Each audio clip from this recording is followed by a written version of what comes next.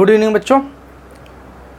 PR is the future academic इस digital platform पे मैं तकसीर अहमद आप सभी बच्चों का स्वागत करता हूं। बच्चों, जैसा कि हमने कल ही बताया था कि आज हम लोग जो एक्सरसाइज 2.3 है उसका इंट्रो पार्ट की बात करेंगे और हो सकेगा तो कुछ क्वेश्चन भी सॉल्व करेंगे। तो सबसे पहले हम क्या करते हैं, इसका इंट्रो पार्ट देख लेते हैं। इंट्रोडक्शन इसका है क्या क्या इसके बारे में है, एक्सरसाइज 2.3 में पढ़ना क्या चीज़। तो सबसे पहले हम आपको बता दें कि एक्सरसाइज 2.3 में जो मेन चीज़ है, जो अहम रोल निभाता है, वो है शेषफल प्रमेय का, अर्थात रिमाइंडर थ्योरम। आपको समझना है रिमाइंडर थ्योरम क्या होती है और रिमाइंडर थ्योरम का रियल में यूज़ क्या है। हम कोई चीज़ जानने को तो जान लेते हैं, फला चीज़ फला है, बट उसका हमारी रियल लाइफ में यूज़ क्या होता है। तो रिमाइंडर थ्योरम का यूज़ इस चैप्टर में अर्थात हमारे 9th की क्लास में कहाँ तक है उसी के बारे में हम बात करेंगे। तो सबसे पहले इसको पढ़ें। चलिए देखते हैं इसके बारे में चीज़ें क्या चीज़ें हमको जाननी है। तो बचपन से आप डिवाइड सीखते आए हैं, एक बार और हम डिवाइड आपको बताते हैं। नॉर्मल सा डिवीज़न, जैसे आप 3 है, क्या करेंगे, 3 से इसको 7 को आप भाग दे देंगे। तो आप जब 3 को 7 में भाग देंगे तो कितनी बार जाएगा, 2 बार जाएगा, सभी बच्चे जानते हैं। 2 बार आप भाग ले गए, 2 बार गया, यहाँ पे कितना आएगा, 6 आएगा। अब उसके बाद क्या करते हैं बेटा, उसके बाद माइनस करते हैं। 7 में से 6 को माइनस करेंगे, कितना आएगा, 1 आएगा। कुछ इस प्रकार से हम करते हैं, नॉर्मल डिवीज़न जो करते हैं, हमने कर दिया। अब इसमें है क्या क्या चीज़ें शामिल है, इसमें हम किसको क्या बोलेंगे। तो आपको हम बताना चाहेंगे कि ये जो 7 है, ये 7 है, इस 7 को हम कुछ ऐसे भी तो लिख सकते हैं, ये 7 है बराबर। देखिए ये 7 किससे किससे मिल के बना है, 1 2 3। इस 7 का जब हमने ऑपरेशन किया है तो ये 3 पार्ट में बटा है। एक यहाँ आया, एक यहाँ आया और इसी 7 का कुछ हिस्सा यहाँ भी बच गया। अब अगर हम इन तीनों को कैसे व्यवस्थित करें, जैसे ये हाथ है, अगर हम इसको काट दें, पार्ट है, शरीर हमारा है, इसको हम काट दें, अलग अलग कर दें, तो फिर इस हाथ को कैसे ऐड करें, पैर को कैसे ऐड करें, सर को ऐसे ऐड करें कि फिर हम इसी प्रकार से एक बॉडी फिर से बना सकें।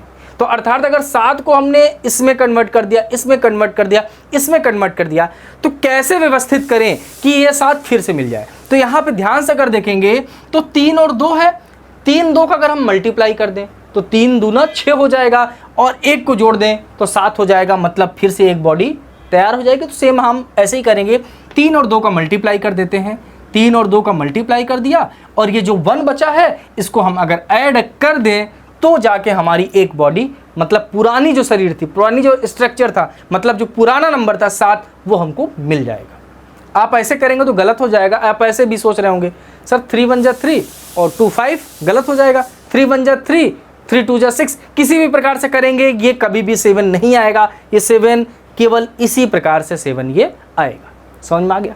अब ये 7 बराबर 7 हो गया। तो रियल में अब इसको क्या हम बोल सकते हैं, रिमाइंडर थ्योरम में इसको क्या बोलेंगे। देखिए ये जो 7 होता है इसको हम बोलते हैं भाज्य। भाज्य बराबर भाजक इंटू भागफल। ये जो 3 है भाजक है, जिससे देखिए लिख देते हैं, फिर उसके बाद अच्छे से बात करते हैं। भाजक और ये जो 2 है ये है हमारा भागफल, भागफल, और लास्ट में जो 1 हमारा नीचे बचता है इसको बोलते हैं शेषफल प्लस शेषफल।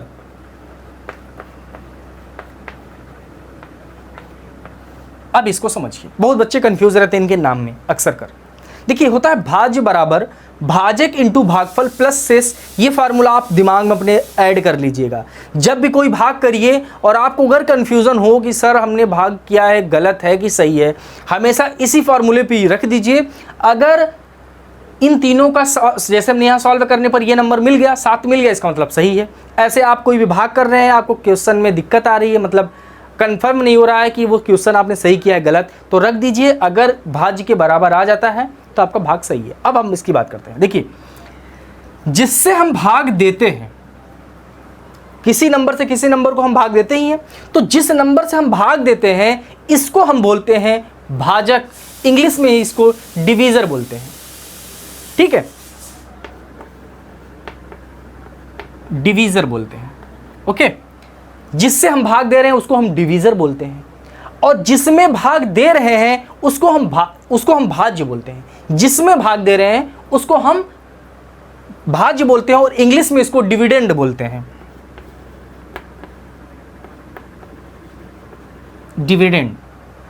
और देखिए, भाग देने पर कुछ बार जाता भी है, पहाड़ा जैसे हम लोग टेबल पढ़ते हैं तो कुछ टाइम से ले जाते हैं, तो ये 2 बार गया। ये जो 2 बार गया है इसी को हम बोलते हैं भागफल। क्या बोलते हैं? भागफल। इंग्लिश में इसको कोसेंट बोलते हैं,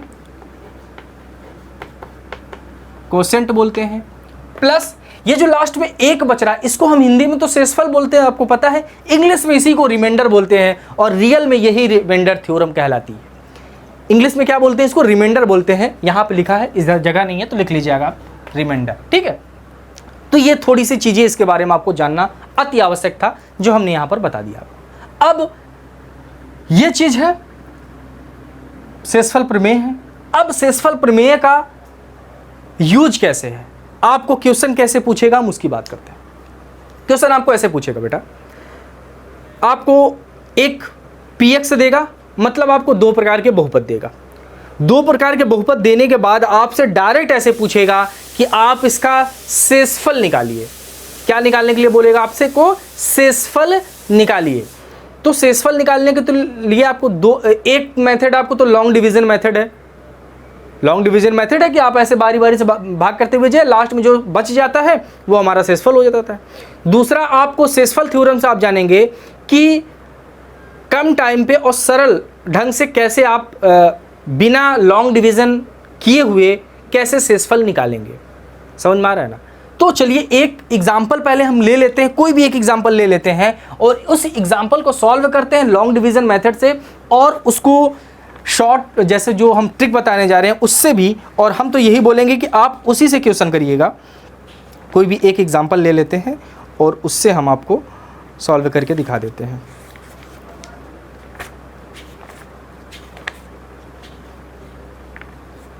चलिए हम एक एग्जाम्पल ले रहे हैं। जैसे आपको दिया गया है यहाँ पर, ये दिया गया है px दिया गया है आपको क्वेश्चन में। px बराबर दिया गया है 3x स्क्वायर, ये आपके एग्जाम्पल का क्वेश्चन है। 3x square plus x minus 1 दिया गया है, x माइनस 1 है। और gx जो दिया गया है, gx जो दिया गया है वो दिया गया है x प्लस 1 दिया गया है, x प्लस 1 दिया गया।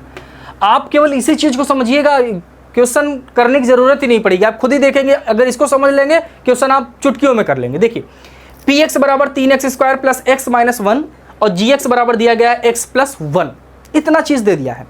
अब आपको ये डायरेक्ट क्वेश्चन पूछेगा, पहले हम इसको भाग करना आपको सिखाते हैं कि कैसे भाग किया जाता है। चलिए, तो भाग करने के लिए क्या करते हैं, देखिए gx से क्या करना है, px को भाग देना है। तो इससे भाग देना है इसको, तो ऐसे लिखेंगे, इसको लिखेंगे 3x स्क्वायर प्लस x और माइनस 1, कुछ इस प्रकार से लिख लेते हैं। इसको करते हैं ना, कर लिया हमने। अब हम बात करते हैं आगे की। अब इससे इसको हमको भाग देना, नॉर्मल जैसे भाग करते हैं वैसे ही भाग करेंगे। तो क्या करते हैं बेटा, इसका पहला टर्म देखते हैं और इसका पहला टर्म देखते हैं, इसका पहला टर्म देखते हैं, इसका पहला टर्म देखते हैं। अब जैसे इसमें रहता है तो 3 का ऐसा पहाड़ा पढ़ो कि 7 से ज़्यादा नहीं जाना चाहिए, कम हो जाएगा ठीक रहेगा लेकिन ज़्यादा नहीं जाना चाहिए। लेकिन इसमें कुछ ऐसा नहीं रहता, इसमें इस नंबर में कितने से मल्टीप्लाई कर दें कि ये पहला वाला मिल जाए हमको पूरा का पूरा। मतलब इस x में किससे मल्टीप्लाई करें कि ये पहला वाला टर्म मतलब 3x स्क्वायर मिल जाए हमको। तो आप सोच भी सकते हैं कि x में कितने से मल्टीप्लाई करें, या अगर नहीं सोच पा रहे हैं तो हम आपके लिए एक तरीका बता रहे हैं। आप क्या करिए, 3x स्क्वायर है, 3x स्क्वायर को x से क्या कर दीजिए, मतलब जो यहाँ पर नंबर रहे उससे हमेशा भाग दे दीजिए। इसके पहले वाले पद को इसके पहले वाले पद से भाग दे दीजिए, जो बचेगा उसी से मल्टीप्लाई कर देंगे, आपको मिल जाएगा। तो देखिए x से इसको अगर भाग देंगे तो यहाँ पे देखिए x 2 बार है, x स्क्वायर का मतलब क्या होगा, x मल्टीप्लाई x, तो एक x से एक x कैंसिल हो गया, मतलब अभी भी एक x बचा हुआ है। तो इसका आंसर कितना बचा है, 3x। तो हम क्या करेंगे बेटा, इसी 3x को यहाँ पर लिख देंगे और इसी 3x से इसके बारी बारी इसमें भी मल्टीप्लाई करेंगे और इसमें भी मल्टीप्लाई करेंगे। तो चलिए इस 3x से पहले इसमें मल्टीप्लाई करते हैं, फिर इसमें मल्टीप्लाई करते हैं।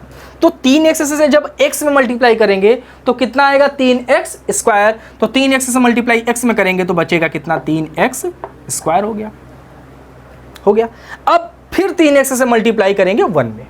ध्यान रखिएगा चिन्ह का भी यहाँ पर बहुत अहम रोल है। तो ये प्लस है और ये भी प्लस है, तो प्लस और प्लस तो प्लस हो गया। प्लस और प्लस का मल्टीप्लाई क्या होता है, प्लस होता है। तो प्लस और प्लस का मल्टीप्लाई हो जाएगा प्लस, और 3x का मल्टीप्लाई 1 में करेंगे तो क्या बचेगा बेटा, 3x बचेगा। और ये ऐसे कर दिया।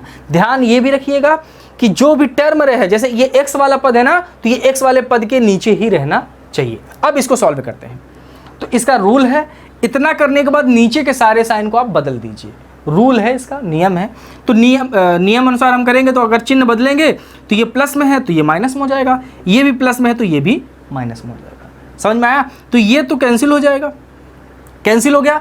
ये बच गया 3x, और 3x में से x को आप क्या कर देंगे, माइनस कर देंगे। तो जब 3x में से x को माइनस करेंगे बेटा, तो ये 3 में से 1 माइनस होगा, 2 होगा, लेकिन चिन्ह किसका रहेगा, माइनस का। तो ये बचेगा -2x, और यहाँ पर -1 है, यहाँ पर -1 हो गया। अभी भी आगे भी सॉल्व होगा। कैसे होगा देखिए, अब फिर इसका पहला पद देखिए, और अब इसका नहीं देखना है, अब आपको इसका पहला पद देखना है। तो यहां पर पहला पद क्या है, -2। कुछ नहीं करिए, इस वाले पद के इससे इसका पहला पद, इसका पहला पद भाग दे दीजिए, जैसे यहां पर आपने किया था। तो यहां पे -2 है, तो यहां पे -2x करिए, और किससे भाग दीजिए, x से भाग दीजिए। चलिए x से हम भाग दे देते हैं। तो यहां पे देखिए x से केवल x कटेगा, बच कितना रहा है, बच रहा है -2। तो यहां पर जो लिखेंगे, यहां पर लिख देंगे -2। यहां क्या लिख दिया, -2। अब इसी -2 का मल्टीप्लाई बारी बारी से इसमें आप कर दीजिए। तो -2 है, तो पहले बात माइनस और प्लस, प्लस माइनस माइनस होगा, 2 का मल्टीप्लाई x में करेंगे तो ये -2x हो गया। देखिए वही मिल गया कि नहीं, देखिए वही मिला था, मल्टीप्लाई करने पर वही मिलेगा। ठीक है, अब इस -2 का मल्टीप्लाई इसमें आप कर दीजिए। तो ये प्लस है और ये माइनस है, तो प्लस और माइनस माइनस होगा, तो यहाँ पर माइनस कर दीजिए, और 2 से 1 को मल्टीप्लाई करेंगे तो कितना आएगा, 2 ही आएगा, तो यहाँ पर आप 2 लिख दीजिए। उसके बाद नियम क्या है बेटा, नीचे के साइन को हम बदल देते हैं। तो नीचे के साइन बदल दीजिए, ये माइनस में तो आप प्लस कर दीजिए, और ये माइनस में है तो आप इसको भी प्लस में कर देंगे। यहाँ ध्यान से देखेंगे तो अलग अलग साइन हो गया, और सेम नंबर है तो ये कट जाएगा। यहाँ पे देखिए, यहाँ भी अलग अलग साइन है, बट सेम नंबर तो है नहीं, यहाँ पे 2 है, यहाँ पे 1 है, मतलब कम ज़्यादा है तो घट जाएगा। तो घटाते कैसे हैं, हमेशा बड़े में से छोटा वाला माइनस, तो 2 में से 1 जाएगा, 1 आएगा, और चिन्ह किसका रहेगा, चिन्ह हमेशा माइनस का, हमेशा माइनस का नहीं, बड़े वाले का चिन्ह हमेशा रखते हैं। तो बड़े वाले का चिन्ह क्या होगा, प्लस होगा, तो प्लस हो गया। तो यहाँ पे देखिए रिमाइंडर कितना आ रहा है, 1 आ गया।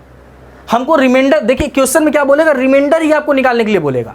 तो एक मेथड तो आपके सामने ये है कि आप क्या करिए, ये जो आपको दिया गया है इसको आप gx से px को भाग दे दीजिए। अब भाग करने के बाद ये लॉन्ग डिवीजन मेथड से आप रिमाइंडर निकाल सकते हैं। नो डाउट सही है, एकदम सही है, कोई दिक्कत नहीं, आप कर लेंगे।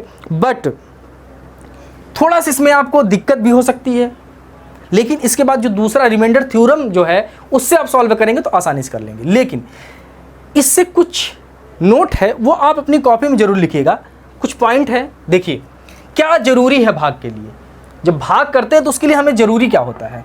पहला पॉइंट, भाग करते हैं तो जरूरी क्या होता है, उसका फर्स्ट पॉइंट ये है कि भाग के लिए जो शर्त होती है वो gx का जो पावर होती है, घात होती है, वो हमेशा छोटी होनी चाहिए px से। अगर जैसे ऐसे समझ लीजिए ये 9 है और ये 3 है, क्या 9 में से 3 को भाग आप कर सकते हैं, कर सकते हैं, आप बोलेंगे कर सकते हैं, बट हमको पॉइंट में नहीं ले जाना है, दशमलव में नहीं ले जाना है। अब दशमलव में नहीं ले जाएंगे तब तो इसको कर नहीं पाएंगे, तब बोलिए आप कर लेंगे, नहीं कर पाएंगे। तो सेम वही चीज़ है, यहाँ पे कभी भी आंसर आपको दशमलव में तो आएगा नहीं। जब दशमलव में आंसर नहीं आएगा तब क्या करेंगे, तो इसकी पहली शर्त ये है कि जो पावर इसमें देखी जाती है, तो gx का जो पावर है, इसकी पावर मैक्सिमम पावर कितनी है, 1 है। इसकी मैक्सिमम पावर कितनी है, 1 है। लेकिन इस बहुपद की मैक्सिमम पावर कितनी है, 2 है। पावर, मैक्सिमम पावर हम पहले ही बता चुके हैं, मैक्सिमम पावर कैसे पता करते हैं। फिर से एक बार देख लीजिए, जो भी आपको बहुपद दिया रहेगा उसमें देखिए इसकी घात अधिकतम कितनी है, 1, इसकी घात अधिकतम कितनी है, 1। तो इस दोनों बहुपद में अधिकतम घात कितनी है? एक ही है। हम ये कह सकते हैं जी एक्स की अधिकतम पावर 1 होगी। बट क्वेश्चन पी एक्स में देखेंगे, इसकी अधिकतम घात 2 है, इसकी अधिकतम घात 1 है, इसकी भी अधिकतम घात 1 है। तो जो अधिकतम घात रहती है वही कह देते हैं कि बहुपद की वो घात है। तो इस बहुपद की जो घात होगी 2 और इस बहुपद की जो घात होगी 1। भाग के लिए पहली शर्त यही है बेटा कि जो gx की जो घात होती है वो हमेशा छोटी होनी चाहिए। gx की घात छोटी होनी चाहिए किससे? px से। दूसरी लैंग्वेज छोटी होनी चाहिए। px की जो घात है वो हमेशा मतलब px बड़ा होना चाहिए किससे? gx के घात से। एक शर्त इसमें और है, एक शर्त इसमें और इसी चीज में कि अगर आप बराबर भी रहेगा तभी भाग कर सकते हैं। जैसे यहां पे 9 है और यहां भी हम 9 कर दें तब भी तो भाग चला जाएगा ना। तो एक बार तो चला जाएगा, तो एक बार हम लेके चले जाते हैं। सेम काम यहां भी है। अगर दोनों की पावर सेम भी हो गई, मतलब इसकी भी अधिकतम पावर 2 है और इसकी भी अधिकतम पावर 2 है, तब भी भाग चला जाएगा। या तो कम रहे या तो बराबर रहे gx, तो भाग चला जाएगा। लेकिन जैसे ही gx ज्यादा हो जाएगा, सपोज दैट gx का पावर हम 3 कर देते, तो ये कभी भी भाग हम कर ही नहीं सकते थे। ये पहली शर्त है, याद रखिएगा, कहीं आपको जल्दी ये चीजें मिलेगी नहीं। तो इसको हम कह सकते हैं कि px बड़ा होगा या बराबर होगा gx के, तब जाकर वो पहला भाग होगा। पहली शर्त है भाग की, ठीक है। दूसरी चीज आपको देखना है, भाग के लिए जो gx का मान है वो कभी भी 0 के बराबर नहीं होना चाहिए। कभी भी आप 0 से भाग नहीं कर सकते हैं। कभी भी आप 0 से किसी भी नंबर को, 0 से 3 को भाग आप नहीं कर सकते हैं, पॉसिबल ही नहीं है। तो आप ये मान लीजिए 0 भाग देने के लिए दूसरी शर्त जो है वो ये है कि gx is not equal to 0। gx का जो मान है वो 0 के बराबर कभी भी नहीं हो सकता है। अगर हो गया तो वो भाग नहीं जाएगा।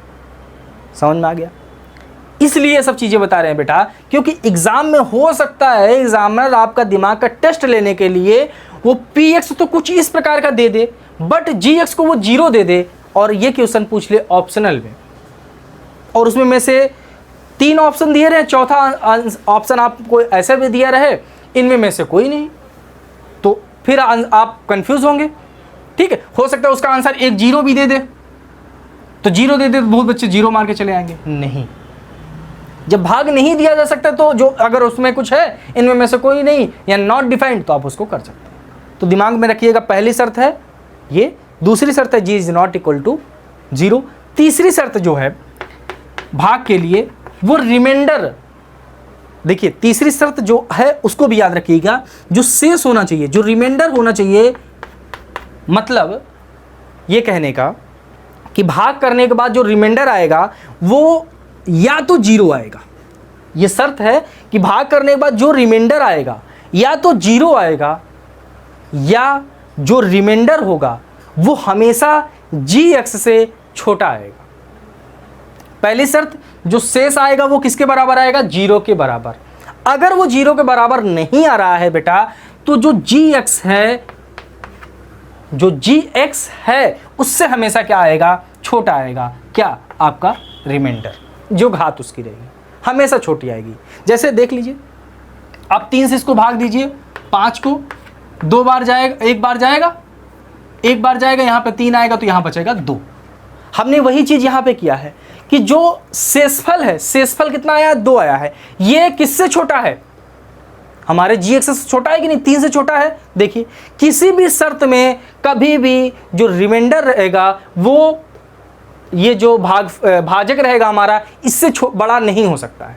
अगर बड़ा हो गया तो इसका मतलब आपका डिवाइड कहीं ना कहीं गलत है, या तो डिवाइड और अभी समाप्त नहीं हुआ, इसको और हम ज़्यादा कर सकते हैं। ये हम क्यों बता रहे हैं? ये शेषफल के लिए ही बता रहे हैं। आप कभी ऐसे गलती मत कर दीजिएगा कि यहाँ पे सपोज दैट 1 दिया है और आपने एक बार इसको ले गए, अभी 1 नहीं उतारे और आप इसको शेष दिखा दिए, तो गलत हो जाएगा। समझ में आ गया बात ना? ये शेषफल थ्योरम पढ़ रहे हैं, इसीलिए हम ये सब चीज़ें आपको बता दे रहे हैं। तो ये 3 पॉइंट जो बहुत ही महत्वपूर्ण है आपके लिए, इनको आप नोट जरूर कर लीजिएगा, कॉपी में जरूर लिख लीजिएगा। ये सारी चीज़ों को भी लिख सकते हैं।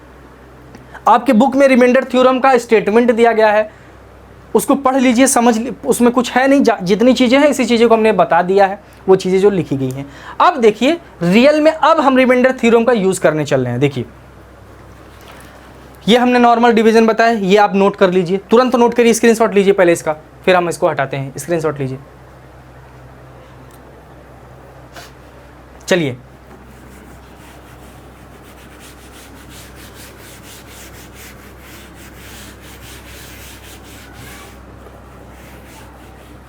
अब देखिए, अब हमको निकालना क्या क्या है। अब हमको निकालना है क्वेश्चन के ऐसे, अब एग्जाम के लिए मतलब जो एक्सरसाइज में उसके लिए बात कर रहे हैं। आपको ऐसे पी एक्स देगा, जी एक्स देगा और आपसे बोलेगा कि आप इसका शेषफल निकालिए। तो एक मेथड तो आपके सामने ये रहा। दूसरा मेथड क्या करिएगा, कुछ नहीं, बहुत ही आसान है। जो भी जी एक्स देगा इसको 0 के बराबर मान लेंगे। क्या करेंगे, जो भी जी एक्स देगा, तो यहां पे जी एक्स कितना दिया गया था, x+1 दिया गया है था, तो आप क्या करेंगे, जी एक्स को सबसे पहले किसके बराबर मान लेंगे, 0 के बराबर मान लिया।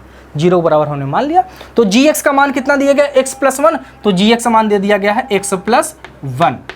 और इससे पहले वाली एक्सरसाइज में आपने क्या किया था, जीरोज फाइंड किया था, शून्यक निकाला था, तो यहां से आप शून्यक निकाल लीजिए, मतलब x का मान, शून्यक का मतलब x का मान। तो यहां से x का मान निकालेंगे बेटा, तो x का मान कितना आ जाएगा, ये प्लस में उधर जाएगा तो माइनस में, तो x बराबर -1 हो गया। आ गया समझ में, तो हमने -1 कर दिया। अब इसी -1 को, मतलब जो x का मान है, इसको उठा के आप px में रख दीजिए और जो सॉल्व कर दीजिए, जो आंसर आएगा वही आपका क्या हो जाएगा, रिमाइंडर हो जाएगा। तो यहां से x का मान उठाकर इसमें रख दीजिए। तो उठा के इसमें जब रखेंगे तो ये है क्या, ये दिया गया है 3x² + x और -1 ये दिया गया है।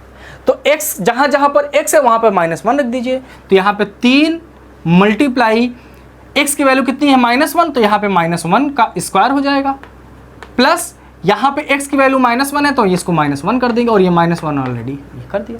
अब इसको सॉल्व करेंगे तो ये 3 होगा, मल्टीप्लाई -1 का स्क्वायर है, तो -1 का स्क्वायर का मतलब होगा बेटा -1 मल्टीप्लाई -1, तो ये माइनस माइनस तो प्लस हो जाएगा, और 1 का मल्टीप्लाई करेंगे तो 1, तो -1 का स्क्वायर का मतलब कितना हो जाएगा, 1 हो जाएगा।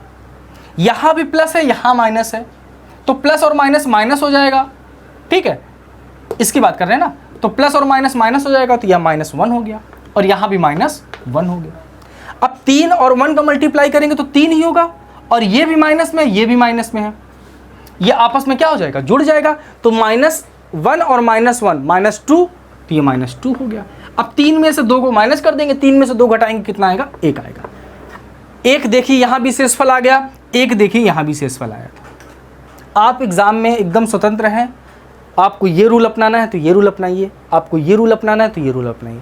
हम तो बोलेंगे बेटा कि आप यही रूल अपनाइएगा, इसमें गलती होने के चांसेस थोड़ा सा ज़्यादा हैं, बट आप समझदार हैं, आप तो कर लेंगे। लेकिन हम ये बता रहे हैं कि अगर आपके पास रूल है, एक ऐसा भी रास्ता है जिस पे गलती कम हो सकती है, मतलब ना के बराबर हो सकती है, और एक ऐसा रास्ता है जिसमें हो सकता है कि गलती हो जाए, तो हमको समझदार तो वही इंसान है ना कि जो ऐसे रास्ते से चले जहाँ पे गलती होने के चांसेस कम हो, ठीक है। तो आप, हम कहेंगे इस पैटर्न को आप करिएगा, क्योंकि जब आगे क्वेश्चन करेंगे तो आप इसको, अभी तो ये दो स्टेप में हो गया है, हो सकता है आपको 3-4 स्टेप देखने को मिले, तब वहाँ पे आपको दिक्कत हो, उसका सामना करना पड़ सकता है, ठीक है। तो ये इसका पूरा इंट्रो पार्ट रहा, और अब हमें इतना विश्वास है कि अब आप एक्सरसाइज अगर इसकी खोलेंगे तो कोई भी ऐसा क्वेश्चन आपके सामने नहीं है जिसको आप कर नहीं पाएंगे। तो आज हम केवल इंट्रो तक बता के ही इसको एंड कर रहे हैं। नेक्स्ट क्लास में हम जब आएंगे तब आपको हम पूरा जो अगला एक्सरसाइज 2.3 है, 2.3, 1, 2, 3, ये सारे जो क्वेश्चन दिए गए हैं, ये सारे क्वेश्चन आप सॉल्व कर लीजिए, समझ में। तो इसकी स्क्रीनशॉट लीजिए, फिर हम नेक्स्ट क्लास में बात करेंगे।